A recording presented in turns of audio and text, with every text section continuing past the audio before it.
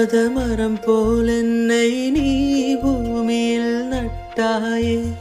ஊர்கண் எந்தன் மேலே பட்டாலும் உயிர் நோக துடித்தாயே.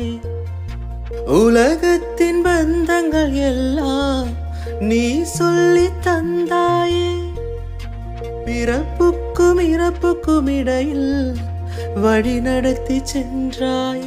உனக்கே ஓர் தொட்டில் கட்டி நானே தாயாய் மாறிட வேண்டும். அரறிறாரோ நான் இங்கு பாட, தாயே நீ கண்ணுறங்கு, என்னோடு மடி சாய்ந்து. வாழும் காலம் யாவுமே தாயின் பாதம் சொர்க்கமே, வேதம் நாடு சொன்னதே.